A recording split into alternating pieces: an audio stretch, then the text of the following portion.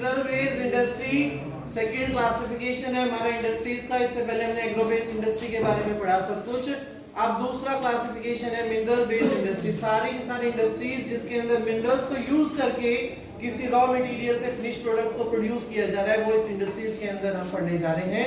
उसी में ही पहला एग्जांपल हमारा है आयरन एंड स्टील इंडस्ट्री। इसके अंदर एक हमने लाइन लिखी है, it is known as basic industry. इस इंडस्ट्री को बेसिक इंडस्ट्री के नाम से जाना जाता है। क्वेश्चन मार्क लगाया व्हाई, क्यों कहा गया इसे बेसिक इंडस्ट्री? क्योंकि जितनी भी इंडस्ट्रीज आप देखेंगे उसके अंदर बिना मशीनरी के कोई भी प्रोडक्शन नहीं हो सकता, और मशीन्स को बनाने के लिए सबसे पहले मिनरल बेस्ड इंडस्ट्री का यूज हमें करना पड़ेगा कि वहां पर आयरन से ही सारी की सारी मशीनों को जो है प्रोड्यूस किया गया है। That's why we have written here it is also known as basic industry. ये बेसिक इंडस्ट्री है, ऐसी कोई इंडस्ट्री नहीं है जिसके अंदर आयरन और स्टील का यूज ना किया गया हो या इसके बिना कोई प्रोडक्शन का प्रोसेस जो है वो स्टार्ट कर दें। आयरन एंड स्टील इंडस्ट्री हम लोगों ने पढ़ा था, कई सारी तरह की इंडस्ट्री होती है। एक हैवी इंडस्ट्री होती है और एक लाइट इंडस्ट्री होती है। इनके अंदर अधिकतर हैवी इंडस्ट्रीज को प्रोड्यूस किया जाता है, और बताया गया dependence of other industries over this industry. और भी बहुत सारी इंडस्ट्रीज ऐसी हैं जो आयरन और स्टील इंडस्ट्री के ऊपर डिपेंड है। जैसे कि मान लो एक इंडस्ट्री लगा दी सिर्फ आयरन एंड स्टील इंडस्ट्री, उसके अंदर लोहे को पिघला करके शीट्स बनाई जा रही हैं लोहे की। इस इंडस्ट्री का तो काम है सिर्फ शीट्स को बनाना, और यही इंडस्ट्री के अंदर से क्या हुआ, फिनिश प्रोडक्ट बन करके निकला। यही फिनिश प्रोडक्ट किसी दूसरी इंडस्ट्री के अंदर एज अ रॉ मटेरियल भी यूज हो सकता है। फॉर एग्जांपल ऑटोमोबाइल इंडस्ट्री के अंदर हमने देखा है, मान लीजिए कोई ऑटोमोबाइल इंडस्ट्री है, वो गाड़ी का प्रोडक्शन कर रही है, गाड़ी की बॉडी बना रही है, कवरिंग बना रही है। वो कैसे बनेगी? टीन से, आयरन से, स्टील से, किसी से प्रोड्यूस होगी।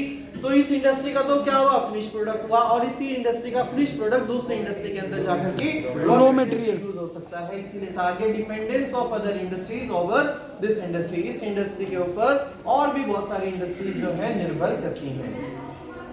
जब ये इतनी इंपॉर्टेंट इंडस्ट्री है तो India plays an important role. जैसे कि कहा गया India position in steel and iron industry, India ranks on 9th position in the world include steel producer. Bharat जो है 9th पोजीशन पर आता है, इंडिया की स्टील जो है 9th नंबर पर जानी जाती है। It is the largest producer of sponge iron. Sponge iron का मतलब होता है कच्चा लोहा। आपने देखा भी होगा जब लोहे को शेप अप किया जाता है उससे पहले उसे गर्म किया जाता है, गर्म करने के बाद वो लाल हो जाता है, और जब वो लाल होगा तभी उसको जो है शेप के अंदर आप किसी भी शेप के अंदर कन्वर्ट कर सकते हैं। तो स्पॉन्ज आयरन है, कच्चा लोहा है। But per capita consumption of steel is 32 kilogram annually. ये बताया गया है भारत के अंदर हर एक आदमी लगभग 32 किलोग्राम एनुअली जो है इसको यूज कर लेता है, कैपिटल है। Presently there are 10 primary integrated and many mini steel plants.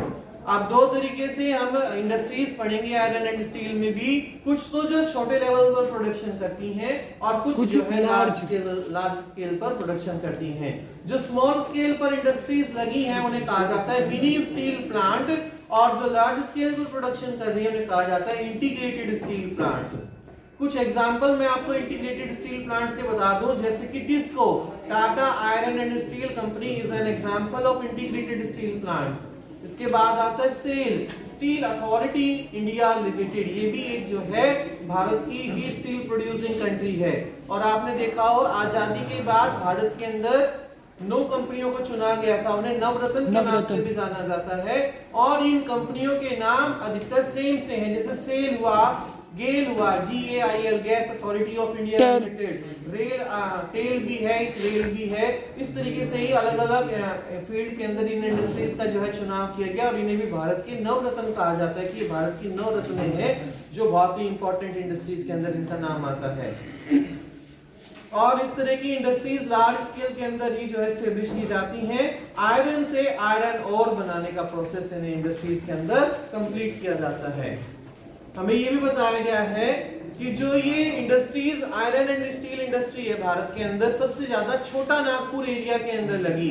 आप लोगों ने छोटा नागपुर प्लेटू के बारे में सुना होगा। कई बार हम पूछ लेते हैं कि छोटा नागपुर प्लेटू कौन सा है, कि भाई तो नागपुर सब लोग जानते हैं, नागपुर एक महाराष्ट्र के अंदर जगह का नाम है, कि जहाँ उसके आसपास कोई एरिया होगा तो छोटा नागपुर कह देते होंगे। नहीं, ऐसा नहीं है। छोटा नागपुर वही एरिया है जहां पर आप लोगों ने बिरसा मुंडा के बारे में पढ़ा था 8th क्लास के अंदर। धरती अब्बा था ना, हाँ जी, बिरसा मुंडा था कि वो किसानों का मसीहा भी था उस एरिया के अंदर। वही छठा नागपुर एरिया जो बिहार के आसपास लोकेटेड है। झारखंड, उड़ीसा, नागपुर और छत्तीसगढ़ ये कुछ ऐसे प्रमुख एरियाज हैं जहां पर आयरन और स्टील इंडस्ट्री की इंडस्ट्रीज को एस्टेब्लिश किया गया है। इसमें ये भी बताया जाता है कि मिनरल बेस्ड इंडस्ट्री के अंदर जब हमने आयरन और स्टील इंडस्ट्री का प्रोडक्शन करना शुरू किया तो 1950s में ये देखा जाता था कि चाइना और इंडिया दोनों का एक ऐसी कंट्री थी जो सेम अमाउंट ऑफ स्टील को प्रोड्यूस कर रही थी। उन दिनों भारत के अंदर भी और चाइना के अंदर भी लगभग सेम साइज प्रोडक्शन हो रहा था। लेकिन छोटा Nagpur प्लेटू has the maximum concentration of iron and steel industry. लेकिन बाद में ये देखा गया कि छोटा नागपुर एरिया के अंदर ही सिर्फ सिमट करके रह गई आयरन और स्टील इंडस्ट्री, क्योंकि फैक्टर्स रिस्पॉन्सिबल हर एक इंडस्ट्री को दूसरी जगह पर लगाने के लिए जहां इंडस्ट्री लगती है वहां क्या है, फैक्टर्स अवेलेबिलिटी। उनके पास फैक्टर्स अवेलेबल थे। तो छोटा नागपुर प्लेटू के पास ऐसा कौन कौन सा वो फैक्टर था जो अवेलेबल था जिसकी वजह से सारी की सारी इंडस्ट्रीज यहीं सिमट करके रह गई। तो कहा जाता है लो कॉस्ट ऑफ आयरन, सस्ता मिलना, high grade of raw material की क्वालिटी वहां पर काफी अच्छी थी, चीप लेबर। आपको पता है बिहार के अंदर से इस एरिया के अंदर उड़ीसा के अंदर काफी लेबर जो है हमें मिल सकती है, चीप भी मिल सकती है, सस्ती मिल सकती है। And the fourth and important one is market availability, वहां पर मार्केट भी अवेलेबल थी। ब्रिटिशर्स ने भी इस एरिया के अंदर ही आकर के काफी मदद भी की। फिर कहा जाता है कि आज ऐसा क्या हुआ, चाइना और इंडिया का प्रोडक्शन बहुत ही वाइड गैप उसके बीच में देखा जाता है। तो challenges to iron and steel industry, क्या चैलेंजेस हैं आज आयरन और स्टील इंडस्ट्री के सामने? High cost and limited availability of coking coal, बहुत ही ज्यादा जो है दाम बढ़ते जा रहे हैं और कुकिंग कॉयल जो है हमें कम अवेलेबल क्योंकि रिफाइनरीज कम होती जा रही हैं। लोअर प्रोडक्टिविटी ऑफ लेबर जो है वो स्किल्ड कम है, अनस्किल्ड ज्यादा है। गरीब होने के कारण वो स्किलनेस उनके अंदर नहीं आ पाती है, पढ़ी लिखी नहीं है, वो बस सिर्फ एक मजदूर की तरीके से काम करना तो जानते हैं। इरेगुलर सप्लाई ऑफ एनर्जी से मतलब यहाँ पर इलेक्ट्रिसिटी का है कि वहां पर बिजली की भी जो है आपूर्ति है, मतलब पूर्ति वहां नहीं हो पा रही। पुअर इंफ्रास्ट्रक्चर, मतलब लोगों के पास इंश्योरेंस जैसी फैसिलिटीज अवेलेबल नहीं है, या जो आदमी गरीब है उनके पास फाइनेंस की सुविधाएं वहां पर काफी अच्छे तरीके से अवेलेबल नहीं है। इसके बाद आपकी बुक के अंदर जो टॉपिक दिया हुआ है आयरन एंड स्टील इंडस्ट्री के अंदर ऑटोमोबाइल दिया हुआ है। ऑटोमोबाइल में आप सब जानते हो ऑटोमोबाइल इंडस्ट्री जिसके अंदर कार्स वगैरह का मैन्युफैक्चर किया जाता है। ऑटोमोबाइल इंडस्ट्री भी जो है इंडिया की काफी एक लार्जली ग्रोइंग इंडस्ट्री है। हैवी व्हीकल्स का जो है यहाँ से प्रोडक्शन किया जाता है। ऑटोमोबाइल इंडस्ट्री करंटली जो है 13.1 मिलियन पीपल को एम्प्लॉय कर रही है और 6% हमारी नेशनल जीडीपी के अंदर अपना योगदान दे रही है। 100% foreign direct investment is permissible. आज हमारे देश की गवर्नमेंट ने इस तरह के सेक्टर के अंदर दूसरी देश की कंपनियों को 100% जो है फ्री किया हुआ है कि आप आ सकते हैं और किसी भी तरह का प्लांट आप एस्टेब्लिश कर सकते हैं। उसी का एक एग्जांपल हमने फोर्ड मोटर के केस में देखा भी था, एक ऑटोमोबाइल इंडस्ट्री ही उसके अंदर आई थी।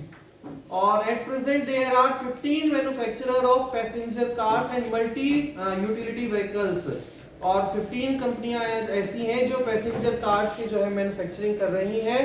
9 of commercial vehicles, 14 of 2 and 3 vehicles. 2 vehicles मतलब जैसे स्कूटी हुआ, बाइक हुआ, में आप देखते हैं जैसे टेम्पो वगैरह होते हैं, ऑटो देखते होंगे आप, ऑटो देखी होंगी। इस तरह की बहुत सारी इंडस्ट्रीज आज इंडिया के अंदर लगी हुई हैं। इसके बाद आता है these industries are located around Delhi, Gurgaon, Mumbai, Pune, Chennai, Kolkata, Lucknow, Indore, Hyderabad, Jamshedpur and Bengaluru. ये कुछ इंपॉर्टेंट सेंटर्स हैं जहां पर इस तरह की इंडस्ट्रीज को सबसे ज्यादा जो है आज एस्टेब्लिश किया गया है। चलो जी। अगली इंडस्ट्री इलेक्ट्रॉनिक इंडस्ट्री, इसके भी आप आज देख रहे हैं कितने सारे इलेक्ट्रॉनिक अप्लायंसेस हमारे पास आ रहे हैं। और इसका सबसे अच्छा एग्जांपल आप देख रहे हो, ये कूलर, एसी, रेफ्रिजरेटर्स वगैरह, कितने आज इलेक्ट्रॉनिक इक्विपमेंट्स हमारे पास आ गए जिन्होंने हमारी लाइफ को क्या कर दिया, इजी कर दिया है, हमारे लग्जरी कंफर्ट के अंदर डाल दिया है। ताकि this industry is producing electronic equipments which can be used in vehicles too. आज इलेक्ट्रॉनिक इक्विपमेंट्स को गाड़ियों के अंदर भी इस्तेमाल किया जा रहा है। आप देख रहे हैं ना, सब मीटर वगैरह भी, या फिर आप देख रहे होंगे जो उसमें डेस्क वगैरह लगे रहते हैं, सब इलेक्ट्रॉनिक हो चुके हैं, बिल्कुल टेक्नोलॉजी के ऊपर बेस्ड हो चुके हैं।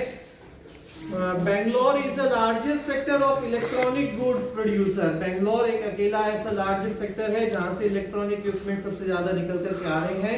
It is also called electronic capital city in India. इसे भारत की इलेक्ट्रॉनिक कैपिटल सिटी के नाम से भी जाना जाता है। वैसे मैं आपको एक जनरल इंफॉर्मेशन बता दूं कि बेंगलोर हुआ, हैदराबाद हुआ और चेन्नई हुआ, ये हमारा आईटी सेक्टर के हब से भी नाम से इंफॉर्मेशन टेक्नोलॉजी की इंडस्ट्रीज भी सबसे ज्यादा इधर ही लगी हुई हैं।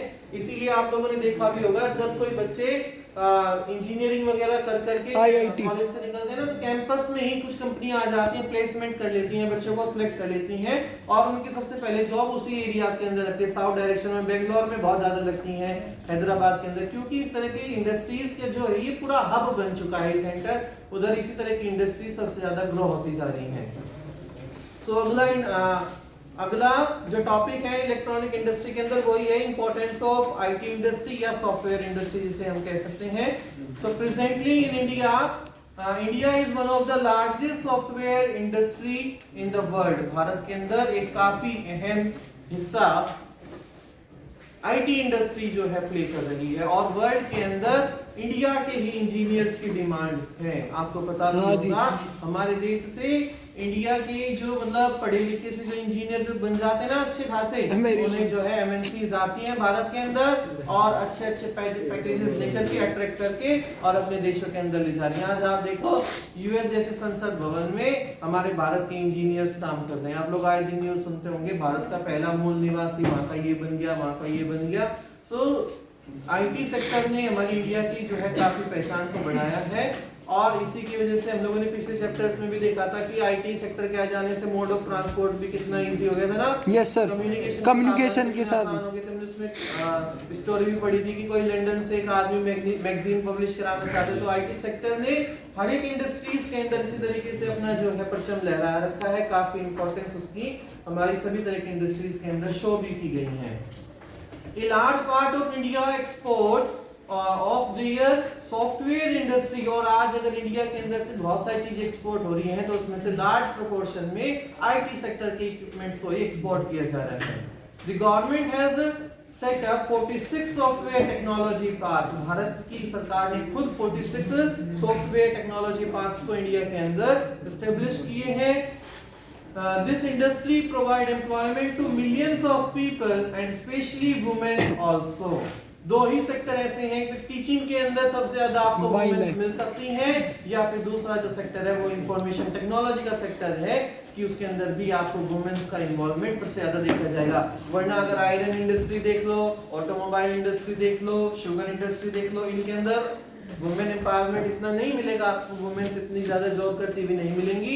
आईटी सेक्टर के अंदर आपको जो है इतनी सारी लेडीज भी देखने को मिल सकती हैं।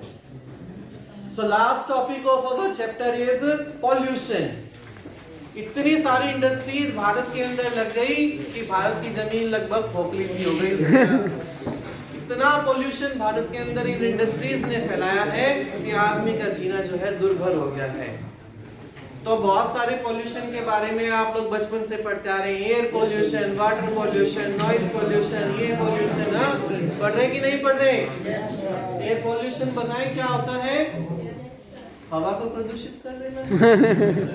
कैसे भैया इंडस्ट्रीज से कैसे एयर पॉल्यूट हो रही है, स्मोक निकल रहा है चिमनी से सर, निकल रहा है ना? हाँ जी। एयर पॉल्यूशन के बारे में बात कर रहे थे। तो एयर पॉल्यूशन बेसिकली स्मोक जो इंडस्ट्रीज से निकल रहा है, अलग अलग तरह की जो क्लोरोफ्लोरोकार्बन आप इलेक्ट्रॉनिक गैजेट से दिखते हैं, CFC निकल रही है, CFC से कहा जाता है, रेफ्रिजरेटर से निकल रही है। तो ये सब अलग अलग इंडस्ट्रीज की देन है air pollution. Air pollution is caused by the presence of higher proportion of undesirable gases. Undesirable शब्द इसलिए यूज किया है यहाँ पर क्योंकि जिन्हें हम नहीं चाहते वो भी सारी की सारी गैसेस आज एयर के अंदर मिक्सअप हो चुके हैं और वही पोल्यूशन का कारण बनी हुई हैं। Such as carbon monoxide, sulphur dioxide और भी अलग अलग तरह की जो है गैसेस आज एनवायरनमेंट के अंदर मिक्सअप हो चुकी हैं। एयर पोल्यूशन अफेक्ट्स हेल्थ, सबसे ज्यादा एयर पोल्यूशन का इफेक्ट हमारी हेल्थ पर पड़ता है। आपने देखे होंगे दमे के मरीज होना या सांस के मरीज की कुछ इस तरह की जो परेशानियां होती हैं। इसी तरीके आप हमारे स्कूल का भी एग्जांपल ले सकते हैं, हमारे आसपास में कितनी इंडस्ट्रीज है और जब इनसे भी धुआं आता है कैसा एनवायरनमेंट हो जाता है, आदमी सांस लेना भी दुर्भर हो जाता है कि नहीं हो जाता? Yes sir. तो लाइव एग्जांपल से आप पढ़ सकते हैं। सोर्स ऑफ इसके बाद आता है भैया हम वाटर पोल्यूशन पढ़ेंगे। वाटर पोल्यूशन में बताया गया source of water pollution are numerous.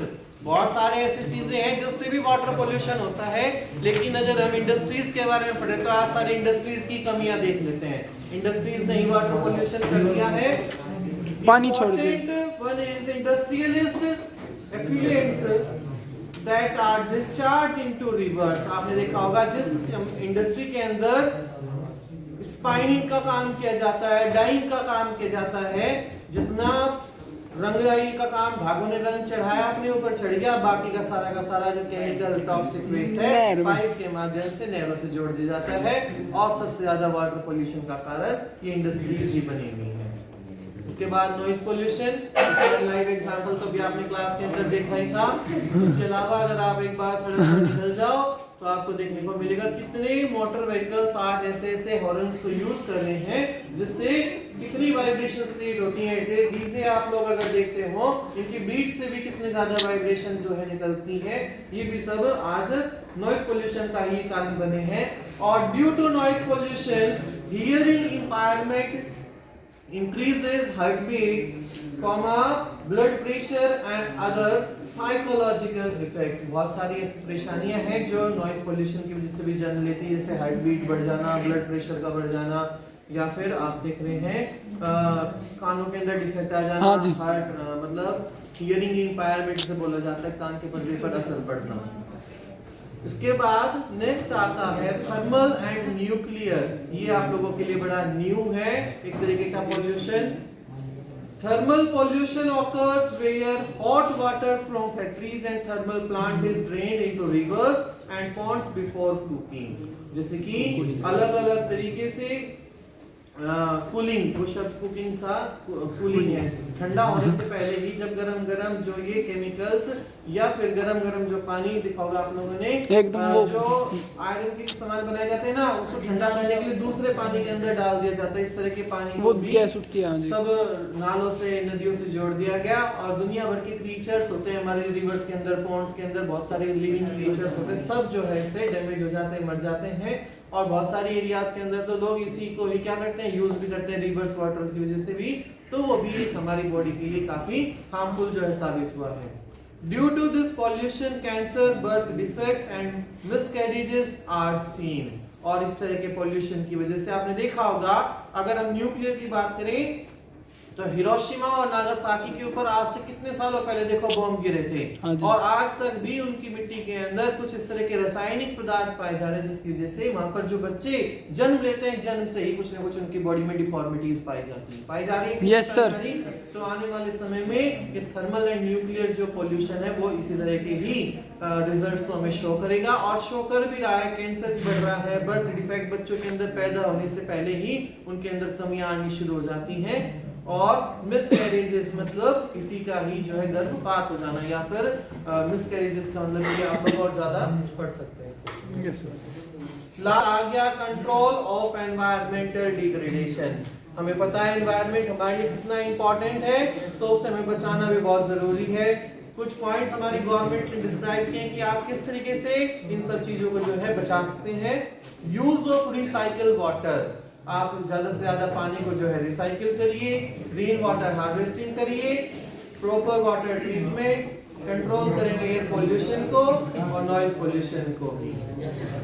Hence this chapter is